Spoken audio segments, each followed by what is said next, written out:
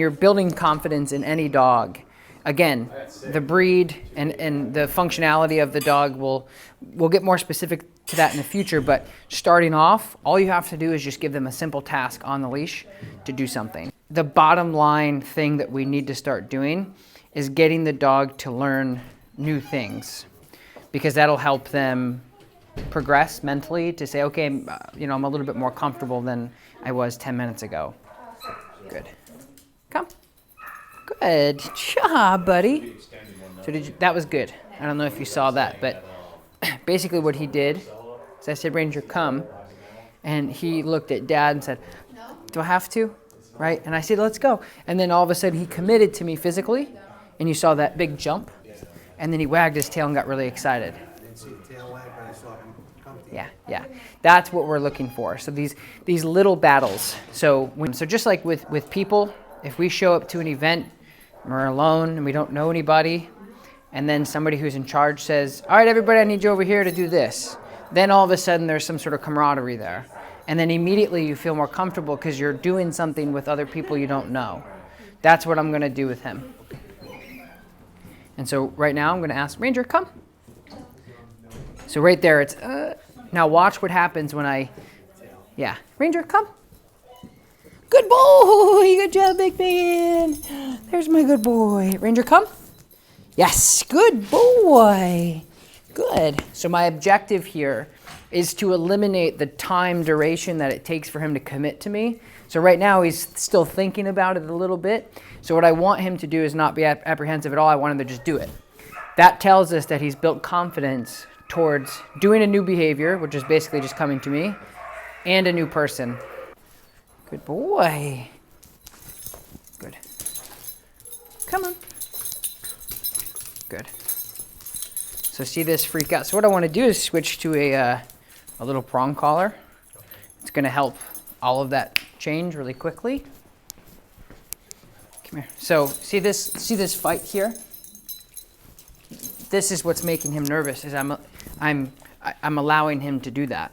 I'm physically fighting with him on that, and that'll make an insecure dog more insecure. So imagine, again, going to that event and everyone being kind of nervous because nobody knows each other, and then the person that's supposed to be in charge has no idea what they're doing either. So what this will do is it'll help during this. It's okay, buddy. Good. Okay, so this will help during those freakouts. So with the, like with the harness or with the slip collar, kennel collar, dominant dog collar, it does allow the dog to physically fight you without any real pressure on the dog. So instead of him choking himself out and bucking like a bronco, this prong collar is going to evenly distribute pressure and immediately help him get over whatever he's dealing with. Oh, bud. Good. Good. Good. So see the difference? Come on, buddy. Just like that. Good boy. It's immediate. Because does that make sense to you? And so that makes a big difference. And so again, when I'm building confidence in any dog, I want it to be very smooth, non-confrontational, not a lot of argument. And so before with that, he had full opportunities to completely pump the brakes, jump up, buck around, and fight me. And that'll ultimately make him, because he's having a conversation. I don't want to, I can't, I don't think I can, I'm nervous, you're making me, whatever, right? And so with the prong collar, is it allows me to kind of get him out of that state of mind. Explain to me again the benefit Yes. of this over this. Yes. And I know you said it evenly distributes Yep. the pressure. Yep. I'll show you. So this is like a kennel leash or a slip, or these are awesome. If we had a couple weeks to work with him, between you and I, we could work with this entirely, but we have like 5 hours altogether or whatever we have. So when, again, his main problem that I was seeing was he was bucking and freaking out. So I was like, hey, let's go this way. And he's like, hey, how about I just freak out instead? I'd rather not. And we did that probably 4 or 5 times, and he was coming up. And I don't want to sit there and choke a dog out and like, no, you have to pry him towards me. that doesn't help me, and that doesn't do anything. It's not beneficial. It doesn't, we lose. And so when you're doing that with this, there's not really a lot of consequence here. It's just a little bit of pressure to say, hey, let's go this way. More importantly, the pressure that you're distributing comes from one point. It comes from like, it just hits one area, right on the bottom, okay? So with the prong collar, is it allows us to, when we put this on, it evenly distributes pressure. So you have 2, 4, 6, 8, 10. So you have almost 20 points of pressure distributing at once, collectively going around, right? So instead of just right here, it's going all the way around. So it's safer to use because it's not just one point. It's like throwing a lasso on like a car. Like you're not going to be able to control this dog when they have a freak out with one point of pressure. And when I'm looking at a dog's behavior and I'm seeing the fight or flight mode, in order to get him out of that behavior of go, okay, I guess I'll relax, I have to stop that fight or flight. The important thing to understand as well is if you were to come out and ask him to do this stuff, he wouldn't put up a fight. But that's not, I'm trying to build confidence in him. Give him the benefit of the doubt, and I hope he proves us wrong by jumping up there. But if he doesn't, well, that's the point is we're going to get him over that. Why don't you see if you can just ask him to get up there? Come. Come, get out here. Up here. Come here, Ranger. Up here. Okay. So there, we'll hold on for 1 second.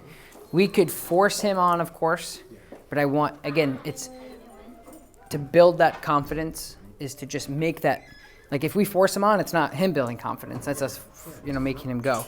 So just let me see the leash really quick, and let me see if I can kind of, come on, buddy. Good, good. All right, so what I'm gonna do, because he has the prong collar on, is I'm just gonna switch it over to the flat collar for right now. And then I'm gonna do something I've been doing for a long time with these dogs. Just put it on the ground. And a lot of times for dogs, it's the idea of the different material. It's not even necessarily getting onto the platform. They're like, what is this? So I'm gonna ask him to just walk on this. Yes, a good boy. What a good boy. And then that was him going, okay, exactly.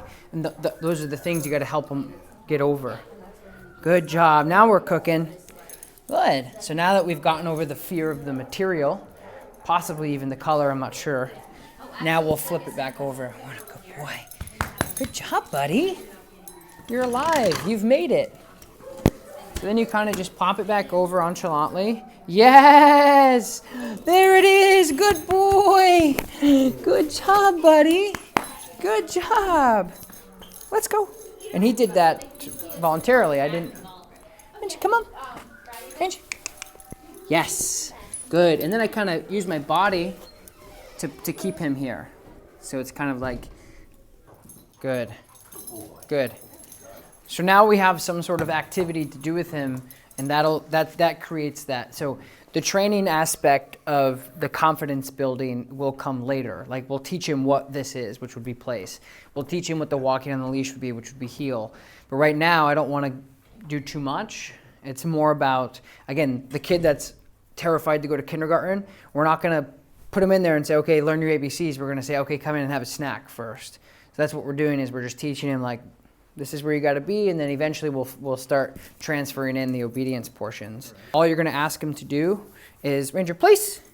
Yay, good place. So you say good to reinforce it, good place, and then you can say break. Good. Good job. Place. Good place, just like that. Good. Okay, break. Okay. Forgot about it. Ranger, break. Ranger, break. Ranger, break. Ranger, place. Place. Good. Ranger, place. And just yes, good. So you can use your leash to kind of cap him. Yep. Okay. So do it again. Ranger, place. Place. Ranger, place. Good place. Boy. Good. Ranger, sit. Good. And then just you can do a break here in a second. But so put him back in a sit. Ranger, sit. Good. All right. Now give him a break. Ranger, break. Okay. Good. So one thing that I want you to work on. I'm gonna have a little break. Is be more precise about the commands that you ask him to do. Okay. So you want him to perform certain behaviors. And much like kids, or even just human psychology in the first place, if you're in charge of something and you tell them over and over and over again, by the 5th or 6th time, the quality is a little bit deteriorated. Does that make sense? Yeah, I think I know what you're saying. Like if you're yelling at a kid and you yell at him too much, it kind of loses all its effectiveness. Or That, but more importantly, Timmy, go to your room. Yeah, okay, go to your room. All right, go to your room. Okay, go to, right? So, and it's habit forming for dog owners because we don't see it that way. We see it as, I'm going to tell the dog to sit until they do it. But the dog looks at it as, well, that's a new command. 6 times, or sit times 6. So you have to, so anyway, my point is this, is be a little bit more precise. So all I'm saying is Ranger, place. Good place. Ranger, sit. Good sit. Ranger, break. Good. 3 commands, 3 words. So dog owner, everyone does that. It's place, place, place, place, good boy. Sit, sit, sit, good boy. So it was I doing that? Mm-hmm. Oh, okay. Yep. It deteriorates. So Ranger break. Ranger break. Ranger break. Oh, Ranger place. Place. good. Ranger place. And just a, Ranger yeah, place. good. But what happens is the dog says, okay, you've said that 5 times. Maybe I'll do it this time. Okay. So it's just little things I want you to be a little bit more. Yep. Go to your room means go to your room.